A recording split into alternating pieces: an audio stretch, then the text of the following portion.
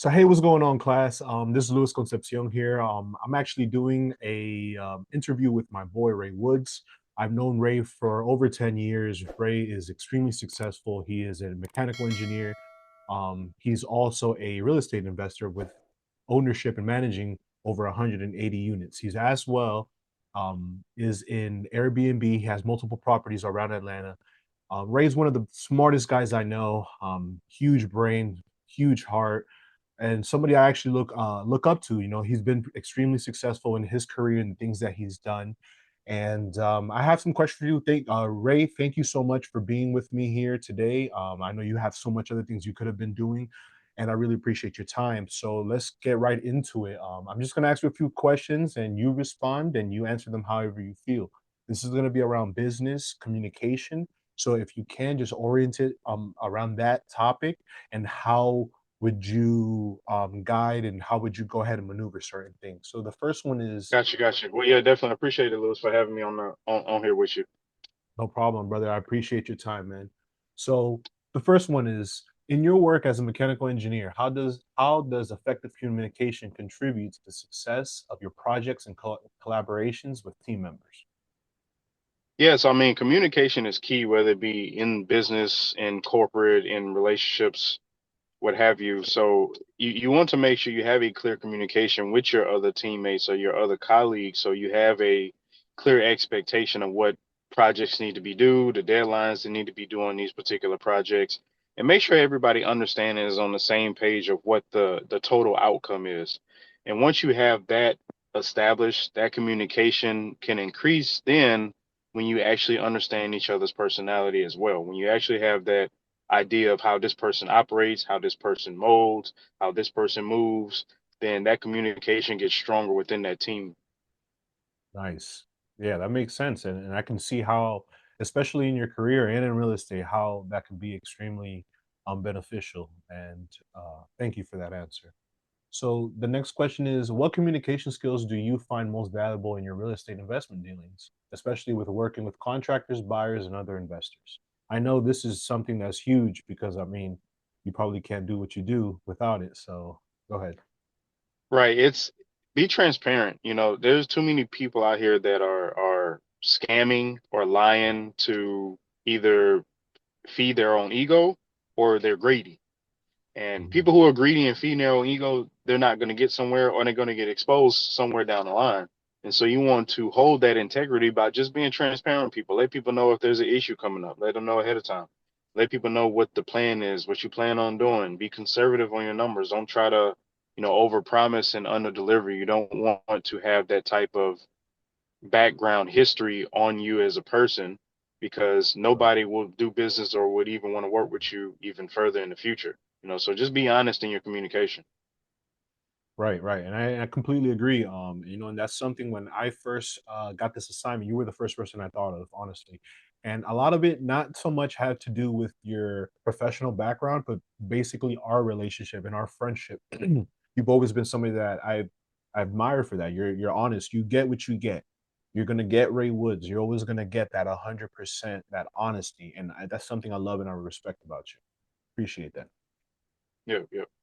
Another one is how do you adapt to your communication styles to fit technical nature of engineering versus negotiation heavy world of real estate?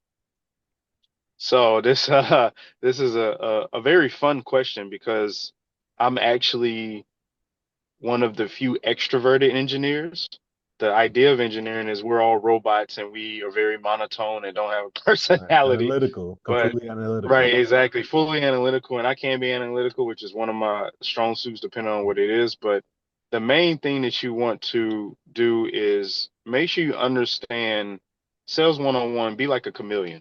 You want to be a chameleon to different people's personality. If somebody, there's a bunch of different type of personality tests, and if somebody's this color and they're like fun and outgoing, or if this one's Mhm. analytical, this one's like very dominant leader Right. type person, or this one's very caring, you want to kind of just tweak the way that you speak to them in that way. So it wouldn't Right. make sense for me to work with somebody in engineering and work with somebody in real estate and they're analytical and I'm trying to have fun explaining stuff to them.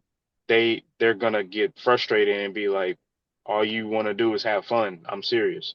I want to get the numbers. I want to get that stuff down. So it's always a matter of understanding and learning about not only yourself as a person and personal development, but also learning the mindsets of how other people operate so then you can interact with them properly.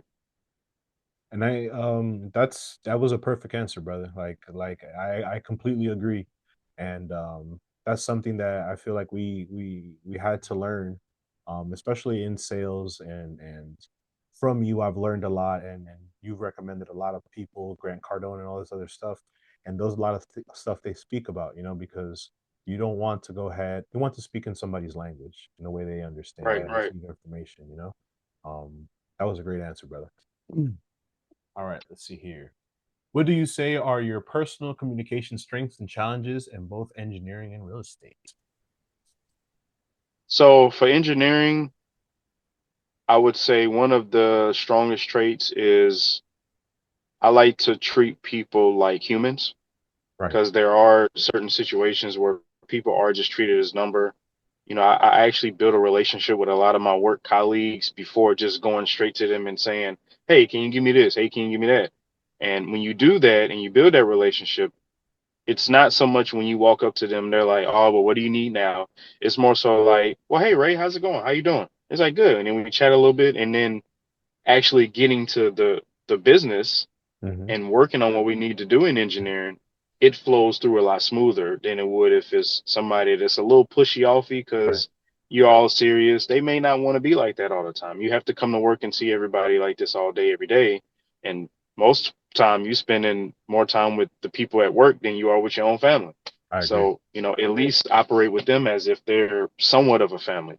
And then as far as real estate, I would say I give value. So as much as I can, I give value to people, whether it be with my strengths or what my background is to help out and see what other people need help with. And then ultimately, those people want to bring me back on naturally, Right, organically, to work with them on a project. And I'll give you an example. One of the developers that I'm out here working with, me and my team was able to raise six figures to go towards their property, towards their development. And so when we raised that amount of money, they was like, man, this guy is serious. He's really about what he's talking about. And standing on business. they basically opened up the doors for me to learn more about development, learn more about this side of the real estate business, and learn more about what they do as individuals because they've been in the business for over 20 years. So it opens up so many doors when you're able to come in and fill in the gap of where somebody needs help or needs assistance at. That was really good, brother. And one thing that you said about building rapport, like a lot of times you get what you put into people, and if you are one person, I can always say that you always provide value, you know, not only in business but also in your friendship, like. And that's something that I've always really admired of you, brother. And that was a great answer. Appreciate that. All right. So the last one. What advice would you give an aspiring engineer or real estate investor as a role on the role of communication in their careers? What are strategies and practices that you rely on? I know you spoke about personal development. So what else? I would say get into some type of class or course that teaches you about public speaking. So I've actually taken public speaking back in community college, Right. and so I was already outgoing and extroverted. So actually talking and like performing in front of people it didn't bother me like that. Like other people may get stayed like Right. shy or something like hmm that or frightened. It didn't bother me. But what happened was for me as an extrovert, the public speaking helped me fine tune how to heavily interact with people even better. If you're a person that is shy, then doing these classes actually helps both sides of the playing field. I just had a little head start because I wasn't shy, but I've Right. seen people that have a very low tone of voice go to different public speaking classes. They practice, they do these mock trials, they have these practices where they speak in front of a couple people and it actually builds their confidence up. So these type of classes will build your confidence up when it comes to speaking in anything, whether it be engineering or real estate. And then also being confident is key. But in order to improve your confidence, not only do you have to do something like getting better at speaking, but also being knowledgeable of the topic you're talking about. Because you're not going to be confident if you don't know what the hell you're talking about. Oh, you absolutely. you can BS your way and lie, but somebody in the room is going to pick up that you don't know what you're talking about, and that could spread as a bad rumor about you. And so when you don't know what you're talking about, that confidence is low. But when you do and you become familiar with what you're discussing, the knowledge, and get around the right people to learn these things, to get better at whatever you want to do, that's when you start improving your communication even further than just, your personal development. Which all of it, it's still within personal Correct. development. It's just Yeah. different pillar of personal development. So Right. So be quick to listen and slow to speak. You yeah, know, you got 2 ears and one mouth. So correct. use both use both of them. Correct. So as far as the public speaking, like what do you know any of like uh programs or anything like that? I know they do different programs that out there to go ahead and like groups for public speaking. Do you know any of them? Yeah, so with internet nowadays, it's very easy. You can Google like a public speaking class in your area. I was actually part of Toastmasters at one point. Toastmasters. Yeah. Yeah, Toastmasters. I've done a lot of like practice training with Brian Tracy. Brian Tracy is Oh a wow. yeah, I know he's he is.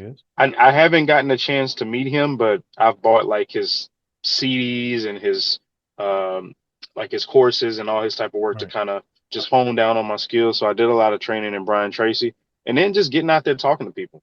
Right. The worst I look at it like this: people panic so much about how people are gonna feel about them, and I look at it like this: what's the worst that can happen? What they gonna do? Beat me up because Right.